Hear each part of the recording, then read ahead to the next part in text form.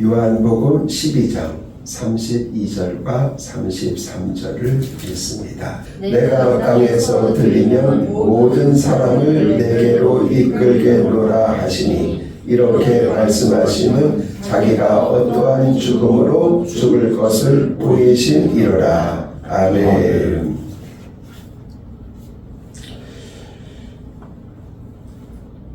예수님께서 죽으시면, 그래서 오늘 읽은 성경에 보니까 십자가에서 죽으신 후에 십자가가 미칠 영향을 미리 예고하셨습니다.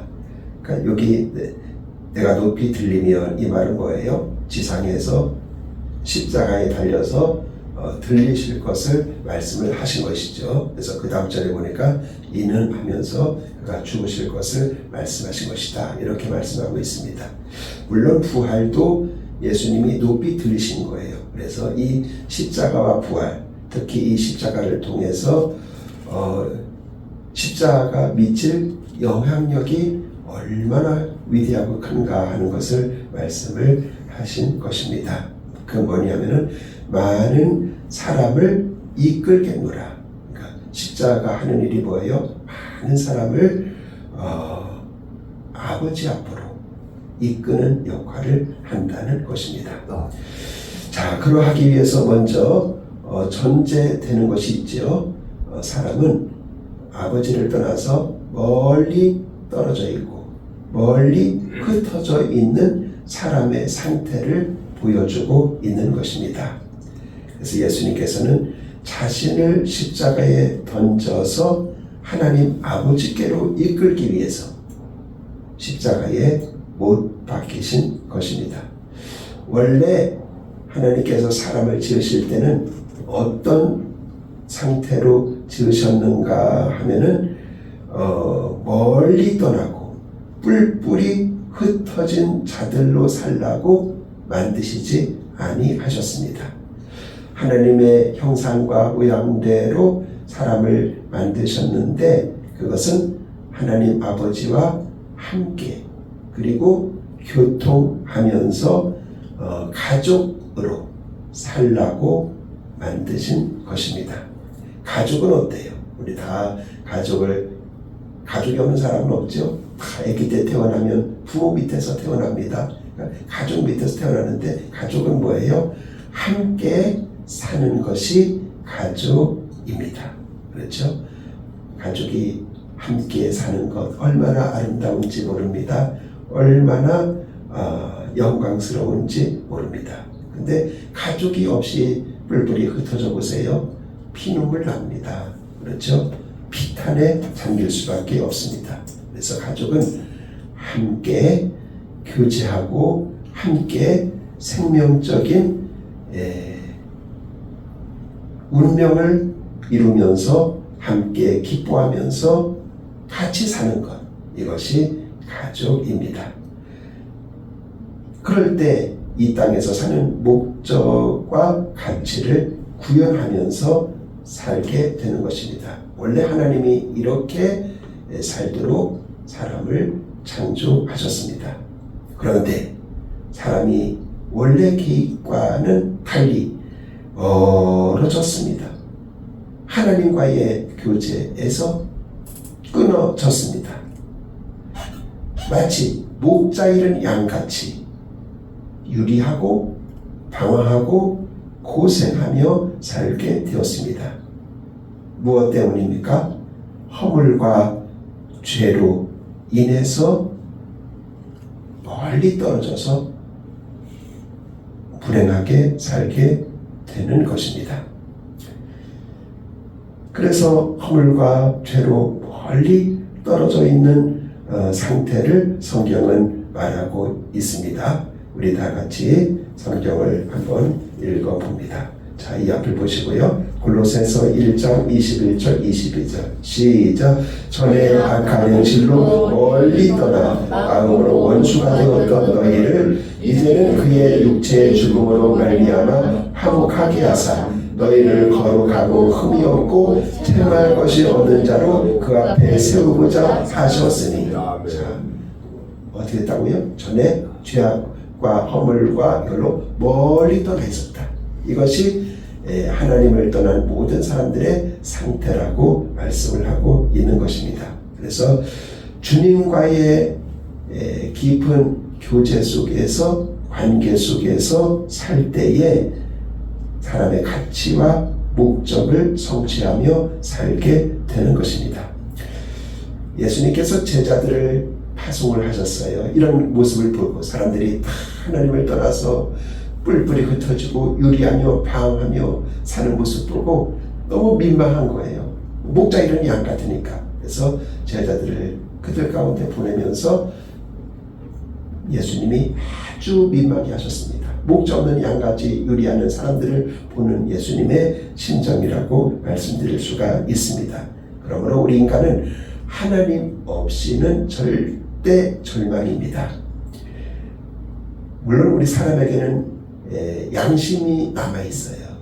완전히 없어진 건 아닙니다. 하나님의 형상과 모양이 우리 속에 조금 남아있습니다. 그래서 이 사이가 그래도 이렇게 유지가 되는 거예요. 그것마저 없으면 비교환이죠. 말할 수가 없죠. 이렇게 조금 남아있지만 그러나 완전한 회복은 불가능하기 때문에 아버지 품으로 이끌기 위해서 예수님이 십자가에서 못 박히시고 몸과 살을 찢기신 것입니다. 그러므로 우리의 구원은 전적인 하나님의 은혜입니다. 하나님의 역사입니다. 어떤 사람이 보트를 타고 가는데 아주 거기에서 뒤집혔습니다. 그래가지고 보트를 붙잡고 흥탕물에 떠내려가는데 나중에는 공기도 빠져갖고 물속에 들어갔다 나갔다 들어갔다 나갔다 좀 막 떠내려가는 거예요. 이제는 기진맥진했습니다. 아무리 불러도 구해줄 사람이 없는 겁니다. 이제는 허기져서 부를 힘도 없습니다. 누구만 기다려요? 헬리콥터가 나타나서 거기서 사람이 자기를 구해줄 기반을 기다리고 있는 것처럼 이것이 우리 인간의 상태라는 거죠. 스스로 구원할 수 없습니다. 구원할 힘과 능력이 없습니다. 그래서 하나님께서 예수님을 보내주신 것이죠. 예수님이 십자가를 지심으로 우리를 이끌게 하신 거예요. 어디를 이끄는 거예요? 아버지에게로. 원래 그 관계 속에서 친밀한 교제 속에서 친밀한 관계 속에서 살도록 만드셨기 때문에 그렇게 하신 것입니다. 그래서 하나님과의 교제로 우리를 데려가는 것이 바로 십자가인 것입니다. 아름다운 친교 속으로 들어가게 하는 것이 십자가입니다. 그래서 예수님이 죽으시는 순간 어떤 일이 일어났어요? 휘장이 위에서 아래로 쫙 찢어졌습니다. 원래 휘장은 양쪽에서 소가 끌고 가도 절대로 찢어지지 않도록 그렇게 단단하게 만들어졌습니다. 그런데 십자가에 달려서 계시는 그 순간에 휘장이 쫙 찢어져서 쫙 찢어진 거예요. 성소와 지성소를 가르는 게 휘장인데요. 성소에는 암나무 들어가요. 제사장만 들어가요. 성소에는. 거기서 하나님 앞에 거기 떡상도 있고 분향단도 있고 등대도 있고 그런 것이거든요. 성소가.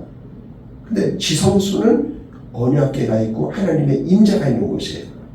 휘장이 다 가로막고 있는 거 못 들어갑니다. 근데 휘장이 쫙 해가지고 언제든지 제사장이 지성소에 들어가서 하나님을 만나고 하나님과 교제하고 하나님의 임재 속으로 들어가게 하신 것인데 성경을 말합니다. 우리들을 보고 뭐라 그래요? 너희는 왕같은 제사장이다. 그렇게 말하고 있습니다. 그러니까 제사장이에요. 근데 휘장이 쫙 갈라져가지고 하나님의 그 품 속에 들어가게 된 거예요. 하나님과 깊은 교제와 관계 속에 들어가게 된 겁니다. 이것을 가능하게 한 것이 뭐라고요? 예수님의 십자가다. 그러니까 예수님 오늘 이야기하는 거예요.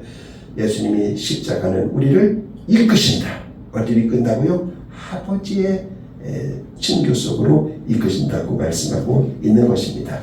그러므로 여러분 우리가 예수님의 그 십자가를 바라보는데 십자가는 우리의 죄를 용서하는 것은 하나의 그 현관문이다 이렇게 생각하면 됩니다. 그러니까 아버지의 교제권 그 집으로 들어가려면 먼저 현관문을 열어야 돼요. 그래야지만 들어갈 수 있어요. 근데 죄 용서받는 것이 예수님이 십자가진 모든 것이 아닙니다. 예수님의 십자가를 통해서 우리가 얻은 모든 것이 아닙니다. 이것은 현관에 지나지 않습니다. 그러면 아버지가 그래 너는 의인이 됐으니까 내게로 나오라. 그 현관을 열어주는 역할밖에 안 되는 거예요. 이제는 죄 용서를 넘어서 우리는 아버지의 친교 속에 들어가야 됩니다. 아버지의 관계 속에 나가야 됩니다. 그렇지 않으면 십자가를 여러분들이 모욕하는 거예요. 십자가 이 정도밖에 안 되나? 모욕하는 거예요. 나 십자가를 통해서 죄 용서 받았어. 이대로 그냥 사는 것으로 좋게 모욕하는 거예요.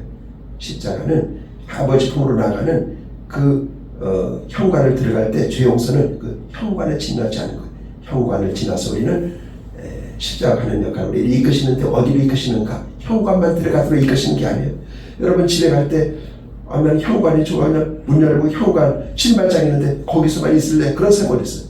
거기서 다 들어가서 이제 거실도 들어가고 안방도 들어가고 식당 부엌도 들어가고 이렇게 하는 것처럼 여러분 우리 죄 용서를 이미 십자가도 받았습니다. 그거는 현관입니다. 지나서 아버지의 친교 속으로 아버지의 품 속으로 그래서 보혈을 지나 아버지 품으로 이런 자성이잖아요. 십자가를 지나서 어디 가라고요? 아버지 품으로. 그렇습니다. 그래서 여러분 하나님과 함께 있고 친교를 나누는 것이 회복되는 그런 은혜가 이번 고난주간에 함께 하시기를 주님의 이름으로 축원드립니다. 그래서 스스로 점검해 보시기 바랍니다. 나는 지금 어느 지점에 와 있나? 예수님의 그 십자가를 통해서 나는 그냥 단지 죄 용서받은 그 현관입니다. 거기에 머물고 있는가 하면 그걸 쭉 들어가서 아버지가 계시는 아버지는 지금 그 안쪽에서 딱 계시지 않겠어요? 아버지의 품에 안겨서 그분과 교제하고 말씀으로 교제하고 기도로 교제하고 아주 그분과 깊은 사귐 속에 나아가고 있는가. 그래서 십자가는 우리를 오늘 말씀 다시 한번 보세요. 자 이거 보세요. 내가 땅에서 들리면 이건 이제 십자가를 지는 걸 말한다고 했어요. 모든 사람을 내게로 이끌게노라. 이끄는 거예요. 우리 예수님 품 안으로 이끄는 거예요. 아버지 품 안으로 이끄는 거예요. 성령님 천국 품 안으로 이끄는 거예요. 십자가로 내가 이끌게노라. 아버지 품으로 이끌게노라. 이렇게 말씀하고 있는 것입니다. 그래서 예수님이 십자가 지신 것은 단지 우리의 죄 용서하기만을 위한 건 아니다. 이건 그냥 아버지께 나아가는 현관에 지나지 않는 것. 그래야 죄 용서받고 의인 돼야지만 아버지 품으로 나아갈 수가 있는 거예요. 이제는 현관을 지나서 죄 용서를 지나서 아버지에게 나가서 깊은 사귐과 깊은 교제와 그런 관계 속에서 살 때 우리는 참된 가치와 참된 목적으로 살아갈 수가 있게 되는 것입니다. 이 은혜가 여러분과 함께 하시기를 주님의 이름으로 축원드립니다. 기도합니다. 하나님 아버지, 오늘 고난주간 첫 번째 날을 맞이하여 예수님의 십자가는 우리를 아버지의 깊은 교제 속으로 사귐 속으로 이끈다고 말씀을 하셨습니다. 우리가 그 점에 와 있는가 십자가 앞에서 통회하게 도와주시고 이제는 십자가를 통해서 죄 용서의 현관을 지나 아버지에게 나아가서 마음같은 제사장으로서 하나님과 깊이 교제하고 깊이 사귀면서 하나님과의 깊은 관계 속에서 풍성하고 목적과 의미가 가득한 인생 살게 하시고 또 이 땅에는 뿔뿔이 흩어져서 유리하고 방황하는 목자 이런 사람들이 얼마나 많은지 모릅니다. 우리 예수님이 제자들을 파송했습니다. 우리도 그런 마음을 가지고 그들에게 나아가서 그들을 십자가를 이 복음을 통해서 사랑으로 아버지께로 이끄는데 쓰임받도록 축복하여 주옵소서. 예수님의 이름으로 기도드립니다. 아멘.